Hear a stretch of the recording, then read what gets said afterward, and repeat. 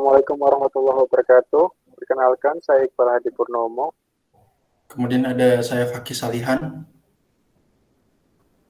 Kemudian saya Aulia Widi Pranitya. Di sini kami akan mempresentasikan hasil diskusi kelompok kami tentang basis data lanjut, yaitu data mining dan representasi data untuk Earth Effect Analysis. Yang pertama ada informasi tentang dataset yang akan dijelaskan oleh Mbak Aulia Ribi di kelas 3. Kemudian di sini ada informasi dataset, ada age, yaitu usia dari pasien, seks, jenis kelamin dari pasien, CP, atau chest pain type, atau jenis nyeri dada, sama dengan tipikal angina, 2, sama dengan atypical angina, 3, non anginal anginal pain, 4, kemudian ada PR TBS atau tekanan darah setelah beristirahat dalam mmHg dan satuan mmHg. Kemudian ada CHOP atau kolesterol dalam NDS. Kemudian FBS, fasting blood sugar, atau gula darah setelah berpuasa lebih dari 125 ml per ml. Kemudian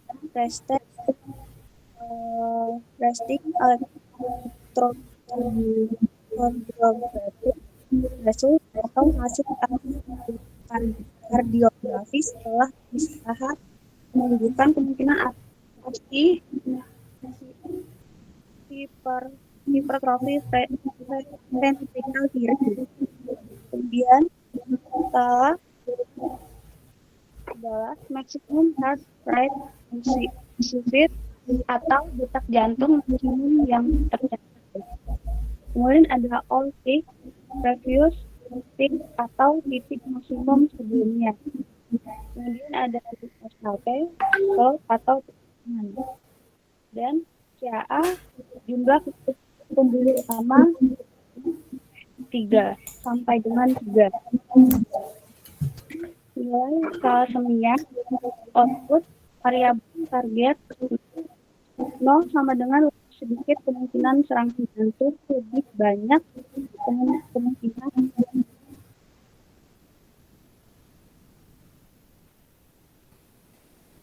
selanjutnya.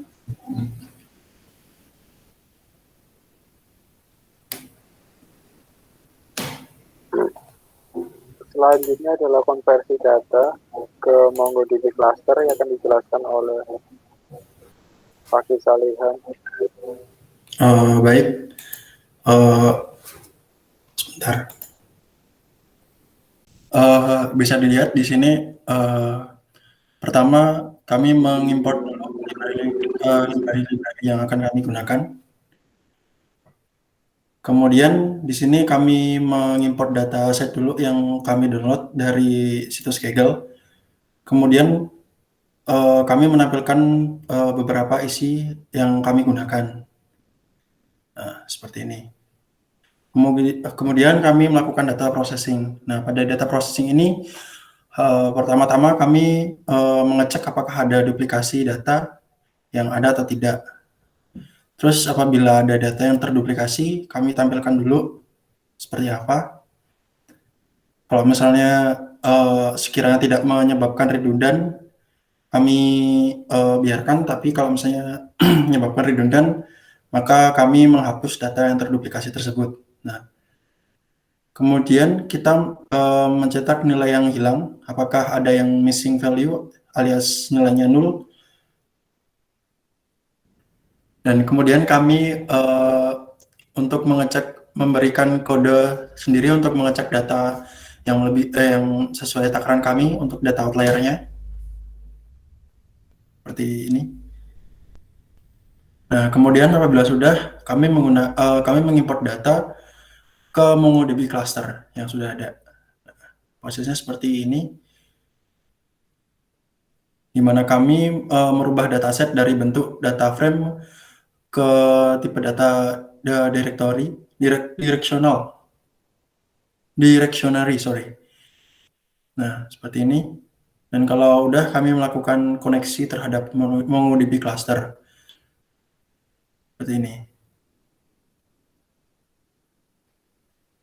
Nah, kemudian untuk mengeceknya apabila sudah berhasil, nah, kami melakukan pengecekan menampilkan salah satu dari data yang telah diinputkan. Nah, kemudian kami juga membuat koneksi yang itu, kemudian kami mengambil data dari MongoDB clusternya untuk dikelola kira-kira seperti ini. Kemudian kami mencoba menggunakan collection dari salah satu database dan menampilkan hasilnya. Kira seperti ini. Nah, kemudian untuk visualisasi data akan dijelaskan oleh Saudara Hadi. Visualisasi data. Yang pertama di sini adalah tabel statistik dari semua kolom data yang ada di dataset tersebut, di mana ada dua tipe data. Yang pertama adalah tipe data numerical atau tipe data range. Yang kedua adalah tipe data kategorikal, di mana pada dataset tersebut ada 4 kolom yang merupakan tipe data kategorikal. Yang pertama adalah Edge, kemudian DRT, BPS, Call, dan Talak. Kemudian yang selanjutnya adalah tipe data numerical atau tipe data range. Yang pertama ada sex, GP, FBS, Restrict, XANG, Outpick, SLP, CAA, Cal, dan Output. Representasi tipe data yang bernilai kategorikal. Yang pertama adalah Edge. Diagram di samping merupakan diagram histogram yang memuat nilai kolom seks atau gender, di mana terdapat dua kategori, yaitu kategori male dan female. Pada diagram tersebut dapat disimpulkan bahwa kategori male jumlahnya lebih banyak daripada female, tetapi untuk rasio female jumlah pengidap jumlah mereka yang terkena resiko tinggi serangan jantung lebih banyak ketimbang laki-laki. Rasio antara male dan female adalah 68 dibanding 31%. Data kategorikal selanjutnya adalah chest pain atau nyeri dada. Pada data kategorikal ini terdapat 4 buah nilai. Yang pertama adalah asymptomatic, yang kedua adalah non-anginal pain, yang ketiga adalah antipikal angina, yang keempat adalah tipikal angina. Dari data histogram tersebut dapat disimpulkan bahwa rata-rata orang pada dataset tersebut mengidap penyakit tipikal angina. Tapi penyakit ini memiliki resiko terkena serangan jantung paling kecil dibandingkan dengan jenis nyeri dada yang lain. Bisa dilihat pada tabel ini bahwa histogram yang berwarna ungu merupakan mereka yang berisiko tinggi terkena serangan jantung. Kemudian histogram yang berwarna hijau adalah mereka yang berisiko rendah terkena serangan jantung. Data tipe kategorikal selanjutnya adalah FBS.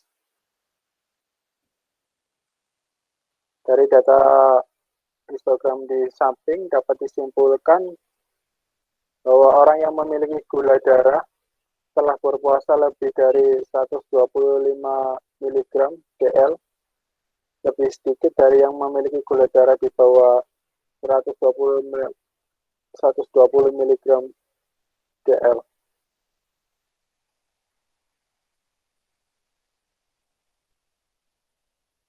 Mereka yang memiliki gula darah lebih di atas 120 mg DL setelah berpuasa lebih beresiko tinggi terkena penyakit serangan jantung, di mana dapat kita lihat histogram berwarna ungu rasionya lebih tinggi daripada histogram yang berwarna hijau pada nilai kategorikal false.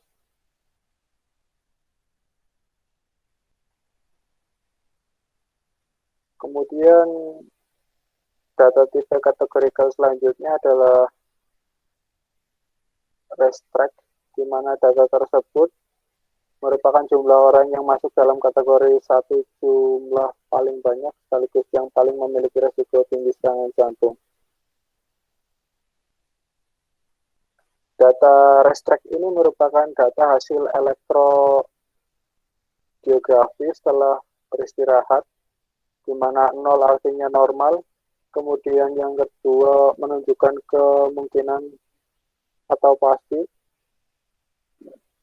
hipertrofi vertikal kanan, dan yang satu adalah memiliki kelainan gelombang ST dan T. Pada histogram yang ditampilkan di sini, pada dataset tersebut kebanyakan orang memiliki nilai elektrodiografis kelainan gelombang ST. Dalam kategorikal nomor 1 ini juga mereka yang memiliki gelombang ST ternyata lebih beresiko tinggi terkena penyakit serangan jantung. Kemudian data kategorikal selanjutnya adalah kategorikal extant atau exercise indicated angina.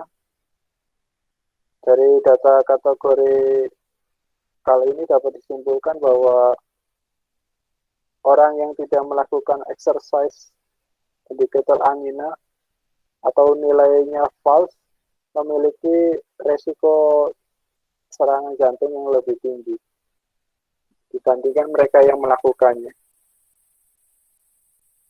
Kemudian tipe data selanjutnya adalah data numerical value, di mana ada data kategori age yang direpresentasikan pada tabel histogram dan tabel box. Dari dataset tersebut dapat disimpulkan bahwa rata-rata umur orang yang mengidap penyakit, orang yang memiliki risiko tinggi terkena kanker, orang yang memiliki risiko,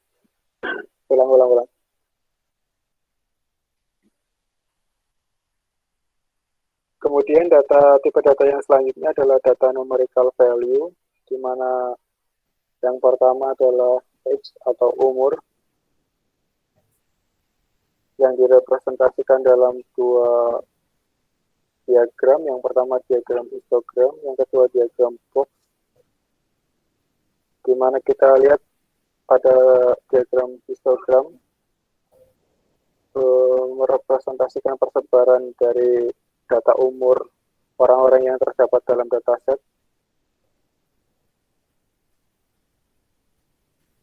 Diagram-diagram yang berwarna hijau ini adalah orang-orang yang beresiko rendah terkena serangan jantung, kemudian yang berwarna ungu yang beresiko tinggi terkena serangan jantung. Bisa kita lihat bahwa pada diagram histogram ini, orang-orang yang beresiko tinggi terkena serangan jantung itu rata-rata umurnya di sekitar 50 tahun ke atas. 50 tahun dan kurang dari 60 tahunan. Dan orang-orang yang tidak beresiko tinggi terkena serangan jantung, mereka rata-rata umurnya adalah 60 tahun atau bisa dikatakan 58 tahunan ke atas.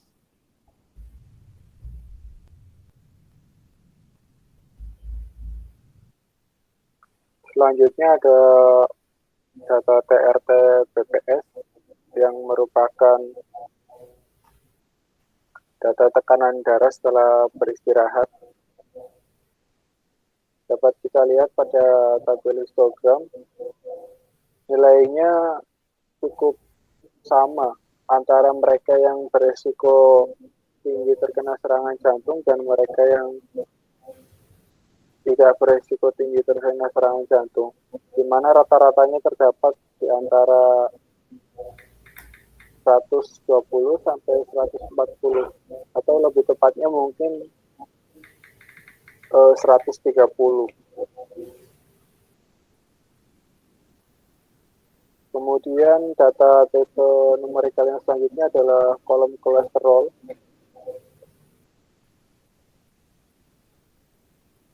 Dapat kita lihat di sini juga bahwa orang yang beresiko tinggi terkena serangan jantung dan beresiko rendah, nilai rata-rata kolesterolnya cukup sama, yaitu di angka 120 dan 150 sampai 200. Tetapi ada perbedaan sedikit di mana mereka yang memiliki resiko rendah terkena serangan jantung justru memiliki nilai rata-rata kolesterol yang agak sedikit lebih tinggi ketimbang mereka yang beresiko tinggi terkena serangan jantung. Kemudian yang selanjutnya adalah tipe data numerikal THALHAC atau detak jantung yang dicapai per menit. Bisa dilihat pada tabel histogram bahwa mereka yang beresiko tinggi terkena serangan jantung memiliki detak jantung yang lebih banyak dalam 1 menit ketimbang mereka yang beresiko rendah terkena serangan jantung. Di mana dapat kita lihat pada tabel box, mereka yang beresiko tinggi terkena serangan jantung memiliki detak jantung rata-rata antara 160-an lebih. Kemudian mereka yang beresiko rendah terkena serangan jantung memiliki detak jantung per menit antara 140-an.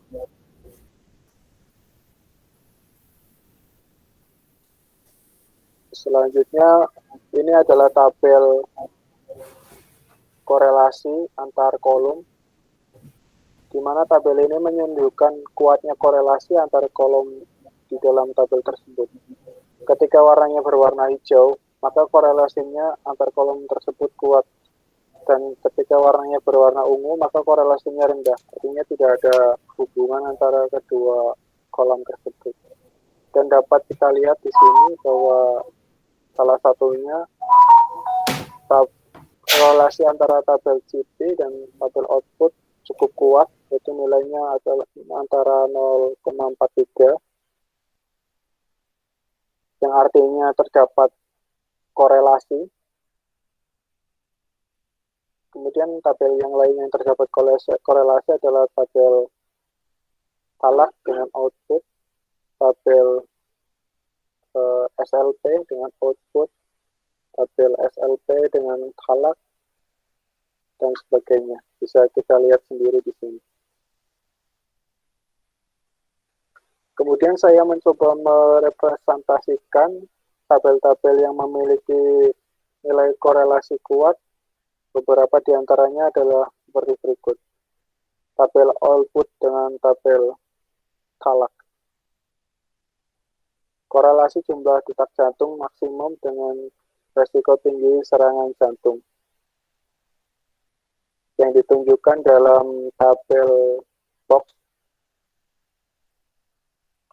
dapat disimpulkan bahwa orang yang beresiko tinggi terkena serangan jantung memiliki jumlah detak jantung yang lebih tinggi daripada mereka yang memiliki resiko rendah terkena serangan jantung. Kemudian korelasi berikutnya adalah korelasi jumlah detak jantung maksimal dengan jenis nyeri dada. Dari hasil analisis sebelumnya, nilai korelasi antara dua entitas tersebut adalah 0,3 yang artinya ketertarikan meskipun nilainya rendah. Ditampilkan dalam box plot sebagai berikut.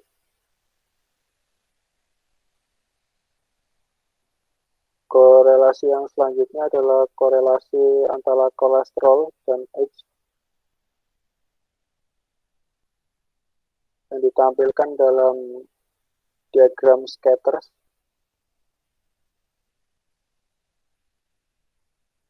Kemudian dapat disimpulkan bahwa orang yang lebih tua dapat memiliki kolesterol yang lebih tinggi ketimbang mereka yang memiliki umur di bawahnya. Korelasi yang selanjutnya adalah korelasi age atau umur dan TRT-PPS yang ditampilkan dalam diagram scatter. Dan dapat disimpulkan bahwa orang yang memiliki umur yang lebih tua cenderung dapat mencapai tekanan darah yang lebih tinggi dibandingkan umur di bawahnya. Kesimpulan. Dari data yang kami analisis tersebut dapat disimpulkan,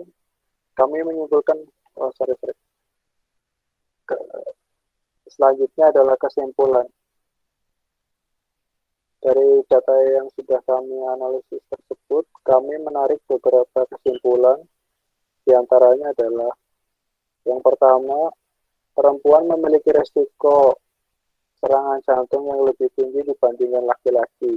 Yang kedua adalah jenis nyeri dada tipikal angin memiliki resiko lebih rendah terkena serangan jantung ketimbang jenis nyeri dada yang lainnya. Yang ketiga adalah dari hasil elektrokardiografi, orang yang mengidap gelombang ST-MIN-T memiliki rasio resiko lebih tinggi terkena serangan jantung. Yang keempat, orang yang melakukan exercise indicated angine memiliki resiko lebih rendah terkena serangan jantung.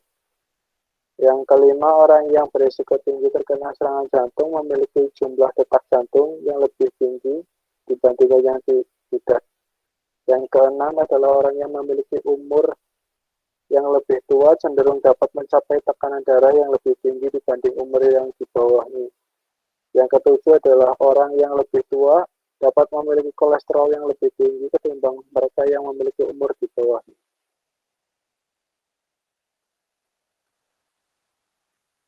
Terima kasih.